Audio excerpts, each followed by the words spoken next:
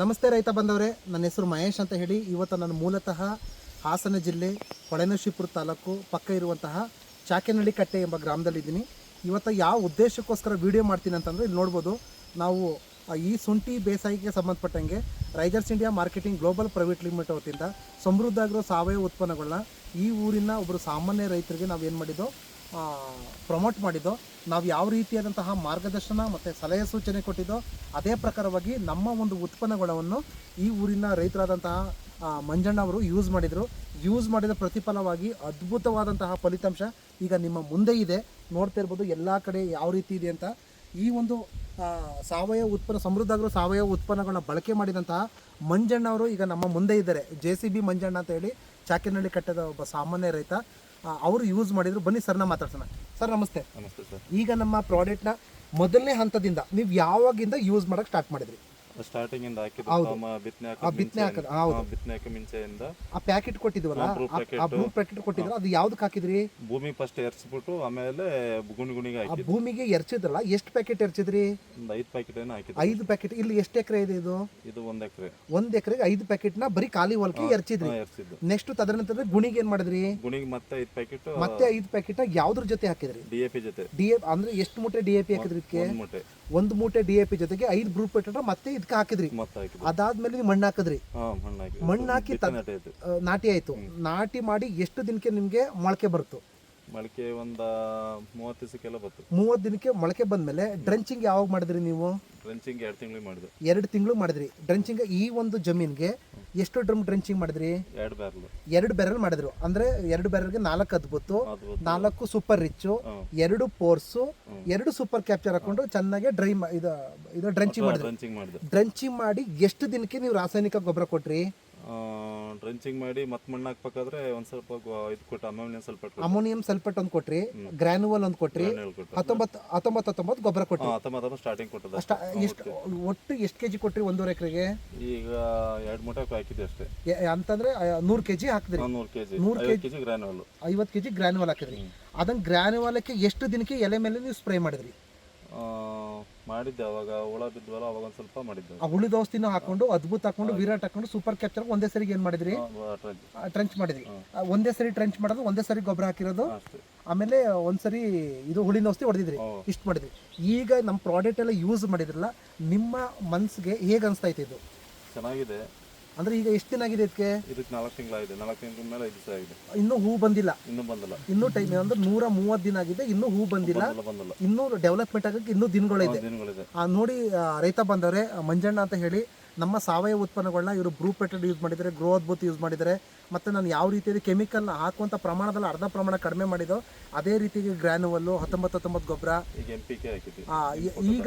ಈಗ ಏನು ಮಾಡಿದರೆ, ಎಷ್ಟು ನೋಡ್ರಿ, 4 ಡ್ರಮ್ಮ 4 ಡ್ರಮ್ಮನ್ನು ನಮ್ಮದು ಬಯೋ NPK ಅಂತ ಹೇಳಿ ಹೊಸದಾಗಿ ಬಂದಿದ್ದೀರಾ. ಅದನ್ನು ಏನು ಮಾಡಿದ್ದಾರೆ, ಈಗ 4 ದಿನ ಆಗಿದೆ ಅಷ್ಟೇ. ಆ್ಯಕ್ಚುಲಿ ಇನ್ನೂ 15 ದಿನ ಬಿಟ್ಕೊಂಡು ನಾವು ವಿಡಿಯೋ ಮಾಡಬೇಕಾಯಿತು. ಈಗ ನಾನು ಫೀಲ್ಡ್ ವಿಸಿಟಿಂಗ್ ಬಂದೆ, ಮಂಜಣ್ಣ ನಾನು ಸಿಗಲ್ಲ ಅಂತ ಹೇಳ್ಬಿಟ್ಟು ಈಗಲೇ ಮಾಡ್ತಿದ್ದೀನಿ. ತುಂಬ ಚೆನ್ನಾಗಿ ನಮ್ಮ ಯಾವ ರೀತಿ ಡೈರೆಕ್ಷನ್ ಕೊಟ್ಟಿದ್ದು ಅದೇ ರೀತಿಯಾಗಿ ಒಂದೆರಡು ಕಡೆ ಕೊಳೆ ರೋಗ ಬಂದಿದೆ. ಯಾಕೆ ಅಂತಂದರೆ ಸಾವಿರಾರು ಬಿತ್ತನೆ ಇರಬೇಕಾದ್ರೆ 1-2 ಕಡೆ ಕೊಳೆ ರೋಗ ಬಂದೇ ಬರ್ತದೆ. ಅದಕ್ಕೆ ಸಂಬಂಧಪಟ್ಟಂಗೆ ಸರ್ ಏನು ಮಾಡಿದರೆ, ಇಂಗ್ಲೀಷ್ ಮೆಡಿಸಿನ್ನ ಹಾಕ್ಕೊಂಡು ಕಂಟ್ರೋಲ್ ಮಾಡ್ಕೊಂಡಿದ್ದಾರೆ. ಈಗ ನೋಡ್ಬೋದು ನೀವು ಹೇಗಿದೆ ಅಂತಂದರೆ, ನಮ್ಮ ಒಂದು ಪ್ರಾಡಕ್ಟ್ ಯೂಸ್ ಮಾಡಿ ಒಂದು ಉದ್ದ ಒಂದು ತುಂಡ ಇಲ್ಲ, ಎಲ್ಲ ಯೂನಿಫಾರ್ಮ್ ಸೈಜು. ತುಂಬ ಜನ ರೈತರು ಹೇಳ್ತಾರೆ ಎಲೆ ಮೇಲೆ ಸ್ಪ್ರೇ ಮಾಡಿದ್ರೆ ಏನಾಗುತ್ತೆ ಅಂದರೆ, ತುಂಬ ಎತ್ತರಕ್ಕೆ ಏನಾಗುತ್ತೆ ಶುಂಠಿ, ಇಷ್ಟು ಎತ್ತರಕ್ಕೆ ಬೆಳೀತದೆ, ಆದರೆ ಕೆಳಗಡೆ ಬುಡ ಏನಾಗಿರಲ್ಲ, ಇಳುವರಿ ಇರಲ್ಲ. ಯಾವಾಗ ರೈತ ನನ್ಗೆ ಗೊತ್ತಿರೋ ಪ್ರಕಾರ ಒಂದು ಸೊಂಟದಿಂದ ಕೆಳಗಡೆ ಇದ್ದರೆ ನಿಮಗೆ ಕಡ್ಡಿಗಳ ಸಂಖ್ಯೆ ಏನಾಗುತ್ತೆ, ಇಲ್ಲಿ ನೋಡ್ಬೋದು ಕಡ್ಡಿಗಳ ಸಂಖ್ಯೆ ಯಾವ ರೀತಿಯಾಗಿ ಜಾಸ್ತಿ ಇದೆ ಅಂತ ನೋಡಿಲಿ.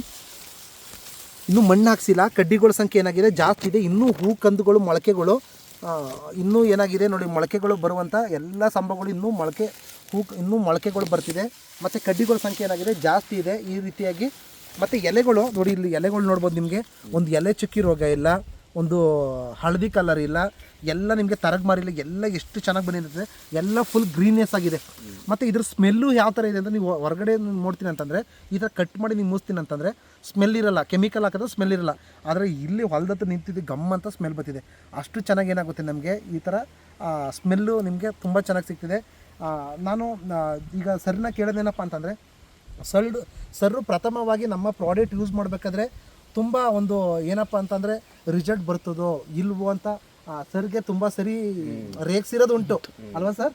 ರೇಗ್ಸವ್ರೆ ಸರ್ರು ನನಗೆ ಯಾರ್ದು ರಿಸಲ್ಟ್ ಬರ್ತದೋ ಬಿಡ್ತಿಲ್ಲ, ಚಾಕೆನಲ್ಲಿ ಕಟ್ಟೆ ಮಂಜಣ್ಣದು ಬಂದ್ಬಿಟ್ರು ಸಾಕು ಸರ್ ಅಂತ ಹೇಳ್ತಿದ್ರು. ಇವತ್ತು ನಾನು ತುಂಬ ಖುಷಿ ಆಗ್ತಿದೆ, ಯಾಕೆಂದರೆ ಈ ವ್ಯಕ್ತಿ ಬಂದಾಗ, ಯಾಕೆಂದರೆ ಸರ್ ನಿಮ್ಮನ್ನು ನಂಬಿ ನಾನು ಏನು ಮಾಡ್ತಿದ್ದೀನಿ, ಈ ಪ್ರಾಡಕ್ಟ್ನ ನೀವು ಎಷ್ಟು ಏನು ಹೇಳಿ ನಾನು ತಗೊಳಕ್ಕೆ ನಾನು ಒಂದು ಅಂದರೆ ಸರ್ ಏನು ಮಾಡೋರು, 2 ಮಾಡೋರು, ನಾನು 4 ಪ್ಯಾಕೆಟು ಅಂದರೆ ಇಲ್ಲ ಸರ್ ಇನ್ನೊಂದು ಪ್ಯಾಕೆಟ್ ಜಾಸ್ತಿನೇ ಕೊಡಿ ಅಂತ ಅನ್ನೋರು.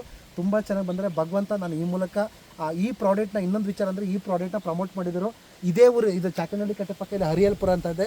ಆ ಊರಿನ ಒಬ್ಬ ಸಾಮಾನ್ಯ ನಮ್ಮ ಲೀಡ್ರು, ಒಳನಷ್ಟಿಪುರ ಭಾಗದ ಲೀಡ್ರು, ಅವರು ಈ ಒಂದು ಪ್ರಾಡಕ್ಟ್ ಬಗ್ಗೆ ಮಂಜಣ್ಣ ಅವರ ಜಮೀನು ಬಗ್ಗೆ 1-2 ಮಾತಾಡಬೇಕು. ನಮಸ್ಕಾರ. ನಾನು ಇಲ್ಲಿ ಮಂಜಣ್ಣವರು ನನಗೆ ತುಂಬ ಪರಿಚಯ, ಅಷ್ಟೊಂದೇನು ಜಾಸ್ತಿ ಪರಿಚಯ ಇಲ್ಲ.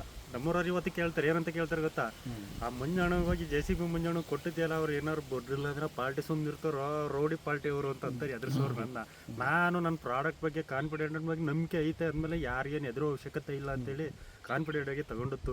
ಇವ್ರು ಹೇಳ್ತಾ ಇದ್ರು, ಮಂಜಣ್ಣವ್ರು ಏನಂತ ಹೇಳ್ತಾರೆ ಗೊತ್ತಾ, ನಾನೇನು ರಿಸಾರ್ಟ್ ಬರಲಿಲ್ಲ ಅಂದರೆ ಚಾಕನಹಳ್ಳಿ ಕಟ್ಟಲ್ಲಿ ಕಂಬ ಕಟ್ಬಿಟ್ಟು ಹೊಡಿತೀನಿ, ರಿಸಾರ್ಟ್ ಬಂತಂದ್ರೆ ಮನೆ ಮುಂದೆ ಊರೊಳಗೆ ಕುಡಿಕೆ ಬಂದ್ಬಿಟ್ಟು ನಾರ ಹಾಕೋಯ್ತೀನಿ, ಸನ್ಮಾನ ಮಾಡೋಯ್ತೀನಿ ಅಂತ ಹೇಳ್ತಿದ್ರು.